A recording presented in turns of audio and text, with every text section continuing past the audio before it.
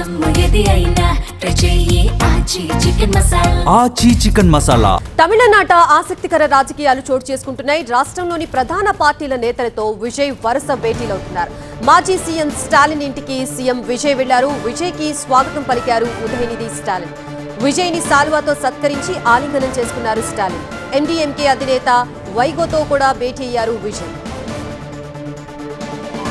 మరోవైపు అన్నాడీఎంకేలో మరోసారి చీలికలు బయటపడ్డాయి. రెండు వర్గాలుగా పళనిస్వామి, షణ్ముగం ఉన్నారు. పళనిస్వామికి మద్దతుగా అసెంబ్లీ కార్యదర్శికి ఎమ్మెల్యే లేఖ రాశారు. పళనిస్వామిని అన్నాడీఎంకే శాసన కమిటీ చైర్మన్ గా గుర్తించాలంటూ వినతి పత్రం ఇచ్చారు. 47 మందిలో 17 మంది మాత్రమే లేఖలో సంతకం చేయడంపై చర్చ మొదలైంది.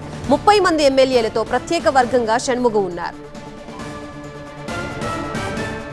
ఇదే అంశానికి సంబంధించి మనకి పూర్తి అప్డేట్స్ అందించడానికి మా ప్రతినిధి మహాత్మా సిద్ధంగా ఉన్నారు. మహాత్మా, సీఎం మాజీ సీఎం భేటీలో ప్రధానంగా ఏ అంశాలపై చర్చించారు? మరోవైపు అన్నాడీఎంకేలో చీలికలు బయటపడుతున్నాయి. ప్రస్తుతం అన్నాడీఎంకేలో అసలు ఏం జరుగుతోంది? ముందుగా సీఎంకి సంబంధించి చూసుకుంటే ఆయన ముఖ్యమంత్రిగా ప్రమాణ స్వీకారం చేసిన తర్వాత మర్యాదపూర్వకంగా ప్రతిపక్ష నేతను కలవాలని చెప్పి అనుకున్నారు. ఎందుకంటే ఆయన కొత్తగా రాజకీయాల్లోకి వచ్చారు, ముఖ్యమంత్రి అయ్యారు. సో ఈ సందర్భంగా ఇంతకాలం పాటు పరిపాలన సాగించిన ప్రతిపక్ష నేతను అంటే మాజీ సీఎంను కలవడం ద్వారా కొంత ఆయన చెప్పే వివరాల ద్వారా కూడా తన పాలనకు ఉపయోగపడుతుంది అని అనుకుని ఉండొచ్చు. ఇదంతా కూడా మర్యాదపూర్వకంగా సాగిన భేటీయే.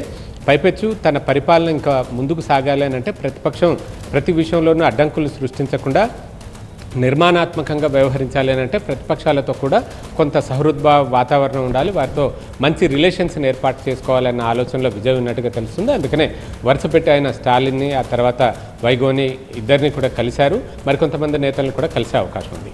ఇదంతా ఒకవైపు అయితే విజయ్కి మద్దతు మరొక రకంగా పెరుగుతోంది. అది అన్నాడీఎంకే రూపంలో నుంచి. నిజానికి అన్నాడీఎంకే ఎన్నికలకు ముందు నుంచే టీవీకేతో పొత్తు పెట్టుకోవాలని చెప్పి ఆ పార్టీ నేతలు భావించారు. కానీ అప్పట్లో పళనిస్వామి అసలు ఆ పొత్తు కుదరకుండా చేశారు అన్న అభిప్రాయం ఆ పార్టీ నేతల్లో చాలా ఎక్కువ మందిలో వ్యక్తమవుతుంది. ఇక ఎన్నికలు అయిపోయాక చూసుకున్నా సరే 47 మంది ఆ పార్టీ తరపు నుంచి గెలుపొందారు.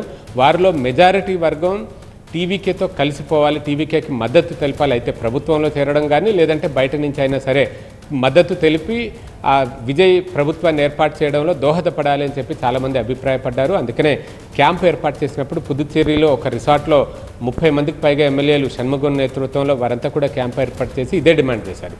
అయినా ఆ సమయంలో కూడా పళనిస్వామి జోక్యం చేసుకుని ప్రభుత్వం మనమే ఏర్పాటు చేద్దాం, మిరకిల్స్ జరుగుతాయి, అద్భుతాలు జరుగుతాయి అంటూ వారిని సర్ది చెప్పే ప్రయత్నం చేశారు. సో ఇదంతా ఎలా ఉన్నా ఆ పార్టీలో పళనిస్వామి నాయకత్వాన్ని వ్యతిరేకిస్తున్నారు. ఇప్పుడున్న గెలుపొందిన ఎమ్మెల్యేలే కాదు, ఇతర నేతలు కూడా పళనిస్వామి ఇక మాకొద్దు, ఆయన నేతృత్వంలో ఎన్నికలకు వెళ్తే గెలవడం లేదు, పళనిస్వామిని పార్టీ ప్రధాన కార్యదర్శి పదవి అంటే అక్కడ పార్టీల్లో ప్రధాన కార్యదర్శి చీఫ్ పోస్టు, ఆ పదవి నుంచి తొలగించాలి, ఆయన స్థానంలో మాజీ ఆరోగ్య శాఖ మంత్రి విజయ్ భాస్కర్కి పార్టీ పగ్గాలు అప్పజెప్పాలి అన్న డిమాండ్ నేతల వైపు నుంచి వస్తుంది.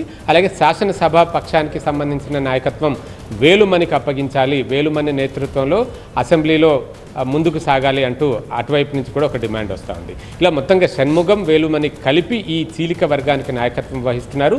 చీలిక వర్గంలోనే మెజారిటీ సంఖ్యా బలం ఉంది, 30 మందికి పైగా నేతలు ఉన్నారు.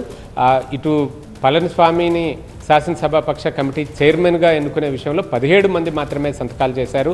ఆ సంతకాలు చేసిన వారిలో కూడా ఒక 5-6 ఈ షణ్ముగం వర్గానికి చెందిన వారే అని చెప్పి తెలుస్తుంది. అంటే మొత్తంగా అన్నాడీఎంకే చీలిక తథ్యం అన్నది ఈ పరిణామాలను బట్టి చూస్తుంటే మనకు చాలా స్పష్టంగా అర్థమవుతుంది. చీలిపోయిన మేజర్ వర్గం ఏదైతే ఉంటుందో అది షణ్ముగం, వేలుమణి నేతృత్వంలో ఉన్న వర్గం టీవీకేకి మద్దతు తెలపడం ఖాయం. రేపు ఫ్లోర్ టెస్ట్ ఎప్పుడైతే జరుగుతుందో ఫ్లోర్ టెస్ట్లో సైతం అందుకు సానుకూలంగా అంటే ప్రభుత్వానికి అనుకూలంగానే ఓటు వేయాలని చెప్పి వీరంతా నిర్ణయించుకున్నట్లుగా సమాచారం అందుతోంది. తద్వారా ఒకవేళ 2/3 మెజారిటీ ఉంటే కనుక చీలిక వర్గమే అసలైన అన్నాడీఎంకేగా మారే అవకాశం కూడా లేకపోలేదు. అది ఫ్లోర్ టెస్ట్ రోజు అయితే తెలుస్తుంది. ఏదేమైనా అన్నాడీఎంకేకి గతంలో జయలలిత మాదిరిగా ఉన్న ఒక బలమైన నేత లేకపోవడం వల్ల ఆ పార్టీ మొదటి నుంచే అంటే ఎన్నికలకు ముందు జయలలిత మరణం తర్వాత శశికళ ఒక వర్గం, టీటీవీ దినకరన్ ఒక వర్గం, ఇలాగా అనేక చీలికలు పేలికలు అయిపోయిన పార్టీ ఇప్పుడు గెలుపొందిన 47 మంది ఎమ్మెల్యేలు సైతం చీలిక తప్పదు అన్న సంకేతాలే మనకు కనిపిస్తున్నాయి.